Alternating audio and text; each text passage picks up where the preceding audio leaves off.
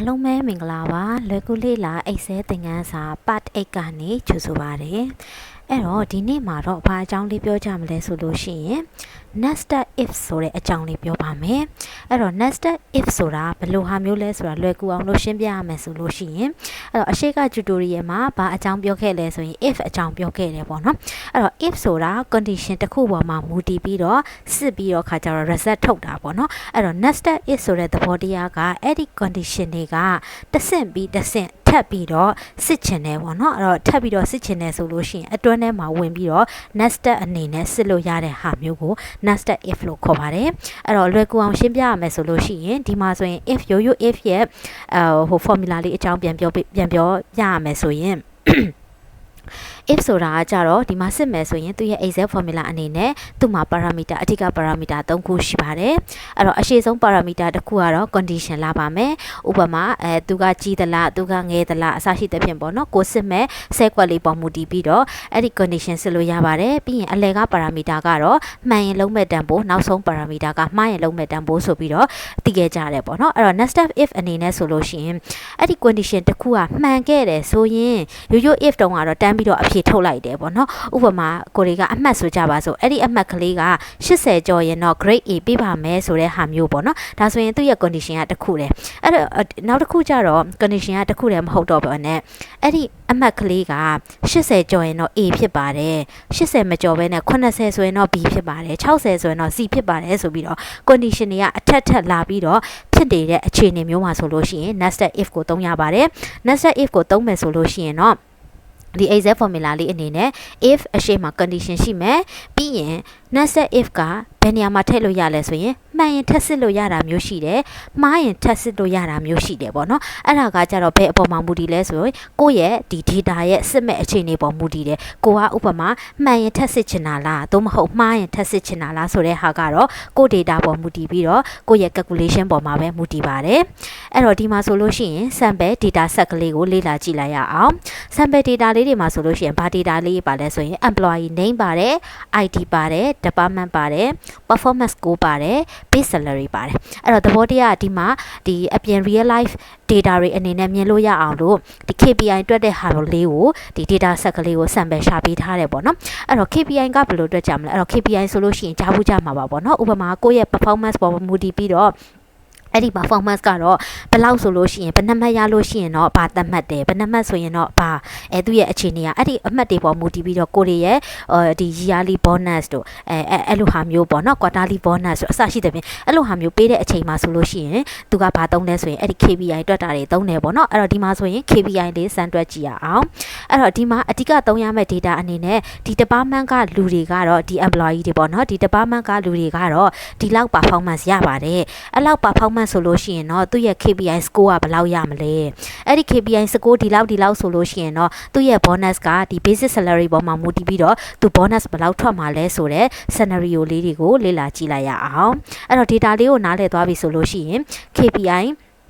လောလောဆယ်ဒီ sample data တွေမှာတော့ဒီ KPI တွက်တဲ့ formula လေးတစ်ချက်ကြည့်ကြမယ်အဲ့တော့သူ့ရဲ့ KPI လေးကဘယ်လိုတွက်လဲဆိုလို့ရှိရင်ဒီနားလေးမှာပေါ့နော်ဒါ KPI တွက်တဲ့ဟာလေးအဲ့တော့ KPI ကသူကဘယ်လိုသတ်မှတ်လဲဆိုရင်တဲ့ outstanding ဆိုလို့ရှိရင်ဘယ်လောက်နဲ့ဘယ်လောက်ကြားဆိုရင်တော့ outstanding လို့သတ်မှတ်တယ်ဆိုရင်သူ့ရဲ့ performance score က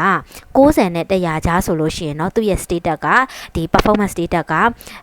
KPI status ပေါ့နော်အဲ့တော့ performance status က outstanding ဖြစ်ပါတယ်80နဲ့89ကြားလို့ရှိရင်တော့သူဒါကိုတာလွန်နေပေါ့နော်ကိုမျောမှန်းထားတာထက်တာလွန်နေ exit ဖြစ်ပါတယ်ဆိုတဲ့ဟာမျိုးလေးပြီးရင်80နဲ့89ကြားမှာဆိုလို့ရှိရင်တော့ဒီသူ KPI ကိုမိတယ်ပေါ့နော်မိဖြစ်ပါတယ်ဆိုတဲ့ status လေးနောက်60နဲ့69ဆိုလို့ရှိရင်တော့ဒါသူ့ရဲ့ performance ကနည်းနည်း improve ဖြစ်ဖို့လိုနေသေးတယ်ဆိုတော့ need improvement ဆိုတဲ့ status လေးတကယ်လို့မှဒါသူ့ရဲ့ performance score က60အောက်ရော့တယ်ဆိုလို့ရှိရင်တော့လုံးဝကိုဒီဝန်ထမ်းအနေနဲ့ကိုလုံးဝတိုးတက်မှုတွေလိုသေးတယ်လုံးဝကိုတော်တော်စူးစမ်းဖို့လိုသေးတယ်ဆိုတော့ဒီဝန်ထမ်းရှင်တွေအနေနဲ့ပေါ့နော်လုပ်ငန်းရှင်တွေအနေနဲ့ unsatisfactory ဆိုတဲ့ status လေးတွေသူသတ်မှတ်ထားတယ်ပေါ့နော်ဒါကတော့ဒီလုပ်ငန်းတစ်ခုနဲ့တစ်ခုတော့မတူဘူးဒီဒါမဲ့ဒီ sample data ထဲမှာတွက်ရလွယ်အောင်လို့ဒီလို status လေးတွေရွေးထားပေးတာဖြစ်ပါတယ်အဲ့တော့ဒီမှာဆိုလို့ရှိရင်နှစ်ပိုင်းပါမယ်ပေါ့နော် နှစ်ပိုင်းတွက်ပြပါမယ်ပထမဦးဆုံး performance status တွက်တဲ့ဟာလေးရဲ့အဲ့ဒီ status ပေါ်မှာမူတည်ပြီးတော့ bonus ပေးတဲ့ဟာမျိုးလေးရဲ့နှစ်ပိုင်းခွဲပြီးတော့တွက်ပြသွားမယ်ပေါ့နော်အဲ့တော့ဒီမှာဆိုရင် nested if သုံးပြီးတော့ဒီ KPI data လေးတွေကိုဘယ်လိုမျိုးရအောင်ရှာကြမလဲဆိုတာကြည့်ရအောင်အဲ့တော့ဘာလို့ nested if သုံးရလဲပေါ့နော်အဲ့တော့ဒီမှာဆိုလို့ရှိရင်ဒီ tutorial တစ်ခုချင်းစီမှာဆိုလို့ရှိရင် formula တွေပြောပြတယ်အမှန်တော့ formula တွေပြောပြတာသိတာကောင်းတယ်ပေါ့နော်ဒါပေမဲ့အဲ့ဒီ formula တွေကဟိုကိုယ့်ရဲ့လုပ်ငန်းတိုင်းနဲ့တော့ဒီအဝန်ခွဲခြားဖြစ်နေရမျိုးမဟုတ်ဘူးပေါ့နော်အဲ့ဒါကြောင့်မလို့သုံးတဲ့သူတွေအနေနဲ့ကကြတော့ဒီ apply လုပ်တဲ့လူတွေအနေနဲ့ကကြတော့ဘာလေးကိုဒီလေ့လာတာပိုကောင်းလဲဆိုတော့ကိုမှရှိတဲ့ data ကိုနားလည်အောင်လုပ်ထားတာပိုကောင်းတယ်အဲ့တော့ဒီကို data ကိုမှရှိတဲ့ data ဒီဟာဒီဟာပေါ့နော်အဲ့ဒီ data ပေါ်မူတည်ပြီးတော့ကိုက result ကိုဒီလိုလိုချင်တာအဲ့လိုလိုချင်တယ်ဆိုလို့ရှိရင်တော့ကို formula လေးသုံးရမယ်လဲဆိုတော့ဒီ data ပေါ်မှာလိုက်ပြီးတော့မြင်တတ်ဖို့အရေးကြီးတယ်ပေါ့နော်အဲ့တော့ formula တွေကိုကတော့သိထားတယ်ဒါပေမဲ့ Excel formula တွေဆိုသိတဲ့အတိုင်းပဲဟိုမသုံးလို့ရှိရင်မေ့သွားတတ်တယ်ပေါ့နော်အဲ့တော့ပြောချင်တာကဒီ data ပေါ်မှာမူတည်ပြီးတော့လိုက်ပြီးတော့ဒီ data ဆိုရင်တော့ဒီ result ထွက်အောင်ငါတို့ဘယ် formula သုံးလို့ရတယ်ဆိုတဲ့ဟာမျိုးလေးကိုမြင်တတ်အောင်လေ့ကျင့်ထားရမယ်ပေါ့နော်အဲ့တော့ဒီမှာဆိုရင်ကြည့်ရအောင်အဲ့တော့ပထမဆုံးအနေနဲ့ကိုကအဓိကတော့ဖြစ် KPI တွက်မယ်ဆိုလို့ရှိရင်တော့ဘယ်ပေါ်မှာမူတည်ပြီးကြည့်မလဲဆိုရင်ဒီ performance score ဆိုတဲ့အပေါ်မှာမူတည်ပြီးတော့ကြည့်ပါမယ်အဲ့တော့ကြည့်ရအောင်ပေါ့နော်အဲ့တော့ performance score လေးကသူဒီမှာဆိုလို့ရှိရင်62ရတယ်ပေါ့နော်အဲ့တော့62ဆိုလို့ရှိရင်ကိုတွေဒီမျက်စိအမြင်နဲ့ပဲကြည့်ရအောင်ဒါကတော့ data နယ်သေးတော့ခါကျတော့အမြင်နဲ့ကြည့်လို့ရတယ်ပေါ့နော်62ဆိုလို့ရှိရင်သူ best status မှာဝင်မလဲဆိုရင်သူ outstanding ဖြစ်မယ်ဒါကိုတွေသိထားတယ်ပေါ့နော် outstanding ကအမြင်နဲ့ဆုံးဖြတ်လိုက်တာ83ဆိုလို့ရှိရင်ဒီမှာ best range တဲ့ဝင်လဲဆိုရင်80ကနေ89sorry ဒီဟာလေးကိုမြင်တာအောင် manual လေးနဲ့တိုက်ကြည့်လို့ရအောင်ဒီဘက်မှာအကျန်းလေးရေးလိုက်မယ်ပေါ့နော်အဲ့တော့ outstanding အတူကောက်လေးပဲရေးလိုက်မယ်ဒီမှာဆိုလို့ရှိရင်83ဆိုလို့ရှိရင်သူ best range တဲ့ဝင်မှာလဲဆိုရင် AC ဆိုတဲ့ range တဲ့ဝင်လိုက်မယ်အဲ့တော့နောက်တစ်ခုကြည့်ရအောင်ဒီမှာဆိုရင်85ဆိုလို့ရှိရင် best range တဲ့ဝင်မှာလဲဆိုရင် meet expectation ဆိုတဲ့ meet တဲ့ကိုဝင်မယ်ပြီးရင်သူ့ရဲ့ performance ကကြတော့65ဆိုလို့ရှိရင်ဒီမှာ need improvement ဆိုတဲ့ထဲကိုဝင်မယ်ဒါလေးက sample ရေးပြတာเนาะအဲ့တော့တိုက်စစ်လို့ရအောင်လို့ပြီးရင်ဒီဘက်မှာ calculation တွေထည့်ပြပေးမယ်အောက်ကသူ့ရဲ့အမှတ်က58ဆိုရင်တော့60အောက်ဖြစ်တဲ့အတွက် unsatisfactory ဆိုတဲ့ status ထဲဝင်ပါမယ်အဲ့တော့ဒါကိုဒီအမြင်နဲ့ဆုံးဖြတ်လိုက်ပြီဒီတစ်ခါ nested if formula လေးသုံးပြီးတော့ဘယ်လိုရှာမလဲကြည့်ရအောင်အဲ့တော့စရေးမယ်ဆိုလို့ရှိရင်ဘာပဲရေး equal sign လေးခံပါမယ်အဲ့တော့ nested if မှာဆိုလို့ရှိရင်တခုတတိထားမှာကြတော့ကွန်းလေးတွေပေါ့နော်အဲ့တော့ကွန်းပိတ်ကလေးတွေသူက if formula ကိုအဆင့်ခံပြီးတော့သုံးသွားမှာဖြစ်တဲ့အတွက်ဒီကွန်းလေးတွေကိုဒီမမေ့ဖို့ပေါ့နော်အဲ့တော့ဒီစနစ်တကျနဲ့မနှုတ်ဆိုလို့ရှိရင်မေ့ရင်ကြတော့ကိုပြန် trace လိုက်ရတာမလွယ်ဘူးပေါ့နော်ဥပမာကိုယ့်ရဲ့ condition က10ခုဆိုရင်10ခုစစ်တဲ့လောက်ဟိုဒီကွန်းလေးတွေကိုလိုက်ပြီးတော့ချိရတာဆိုလို့ရှိရင်မလွယ်ဘူးအဲ့ဒီအတွက်ဆက်စာချင်းကိုရေးမယ်ဆိုကြတဲ့ကွန်းလေးတွေကို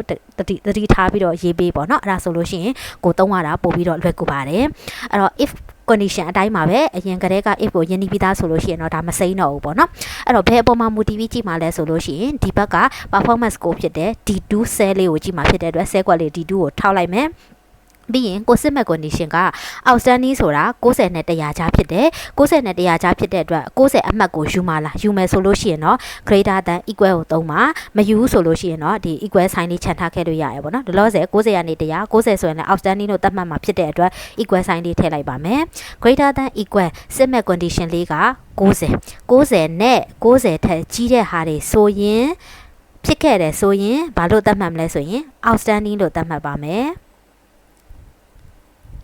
မဟုတ်ခဲ့ဘူးဆိုလို့ရှိရင်တော့တခြား condition တွေထပ်စစ်ရမှာအဲ့တော့ထပ်စစ်ရမှာဖြစ်တဲ့အတွက်လောလောဆယ်ပြချင်တာပေါ့နော်အဲ့တော့ဒီမှာကြည့်ရှုသူတွေကိုပြချင်တာဖြစ်တဲ့အတွက်လောလောဆယ်0 sign လေးပေါ့နော်မဟုတ်ခဲ့ဘူးဆိုရင်0လေးကိုထည့်ပြီးတော့သုံးပြမယ် function လေးတစ်ခုတည်းသုံးမရပေါ့နော်အဲ့ဒီမှာဆိုလို့ရှိရင်သူ့အမှတ်က62ဆိုလို့ရှိရင် outstanding လို့ထွက်မယ်တကယ်လို့62မဟုတ်ဘဲနဲ့ထားလိုက်ပါတော့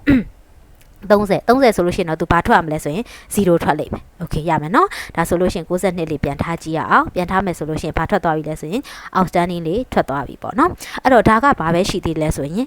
nested if မဟုတ်သေးဘူးရိုး if ပဲရှိသေးတယ် if condition မှာ condition လာမယ်မှန်ရင်လုံးမဲ့တန်ဖိုးလာမယ်မှားရင်လုံးမဲ့တန်ဖိုးလာမယ်တခုတည်းပဲရှိသေးတယ်ဒါဆိုလို့ရှိရင် nested if လေးနဲ့တွဲပြီးတော့သုံးကြည့်ရအောင်